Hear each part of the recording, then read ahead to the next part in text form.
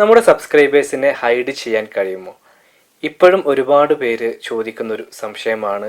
ഈ അടുത്ത സമയത്ത് നമ്മുടെ ചാനലിൽ ഒരു വീഡിയോയിലും ഈ ഒരു കമൻറ്റ് വന്ന് കണ്ടു. എങ്ങനെയാണ് നമ്മുടെ യൂട്യൂബ് ചാനലിലെ സബ്സ്ക്രൈബ് കൗണ്ട് ഹൈഡ് ചെയ്യാൻ കഴിയുക എന്നുള്ളത്.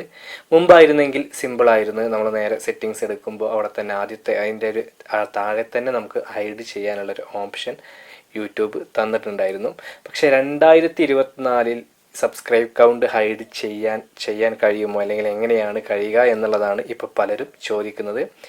അപ്പോൾ ഇതിൻ്റെ മറുപടിയായിട്ട് എനിക്ക് ആദ്യം പറയാനുള്ളത്, നിങ്ങളുടെ ആ ഒരു ചിന്താഗതി തന്നെ നിങ്ങൾ മാറ്റണം എന്നുള്ളതാണ്.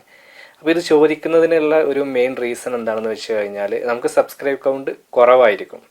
അപ്പോൾ കുറവായിരിക്കുമ്പോൾ നമുക്കൊരു കോംപ്ലക്സ് ഉണ്ടാവും. നമ്മൾ വീഡിയോ ചെയ്യുമ്പോൾ ആരെങ്കിലും നമ്മുടെ സബ്സ്ക്രൈബ് കൗണ്ട് കാണുമ്പോൾ നമുക്ക് ആരുടെയെങ്കിലും ഒരു ചാനൽ ഇതിൻ്റെ ചാനലാണെന്ന് പറയാൻ തന്നെ ഒരു മടിയായിരിക്കും പലർക്കും.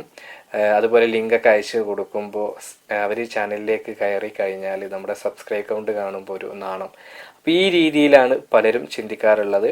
പക്ഷെ നിങ്ങൾ അങ്ങനെ ചിന്തിക്കേണ്ട യാതൊരു ആവശ്യമില്ല. ഒന്നാമത്തെ കാരണം, നിങ്ങൾ കാണുന്ന വലിയ വലിയ ക്രിയേറ്റേഴ്സ്, മില്യൺസ് സബ്സ്ക്രൈബേഴ്സ് കിട്ടിയ ക്രിയേറ്റേഴ്സ് ആയാലും ഈ ഒരു സ്റ്റേജിലൂടെ കടന്നു പോയവരാണ്.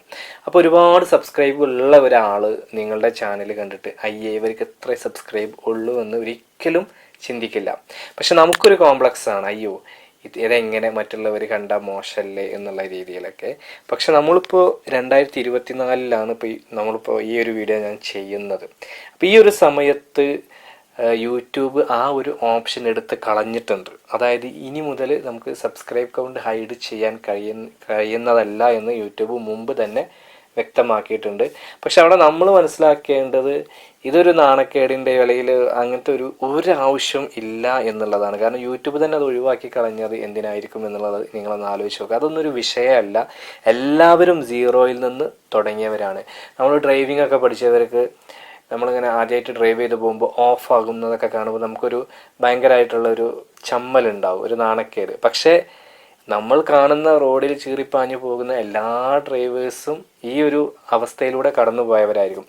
അപ്പോൾ അവരാരും പെട്ടെന്ന് വണ്ടി ഓഫാകുന്നത് കണ്ടു കഴിഞ്ഞാൽ ആരും കളിയാക്കാനോ അങ്ങനെയൊന്നും നിൽക്കാറില്ല.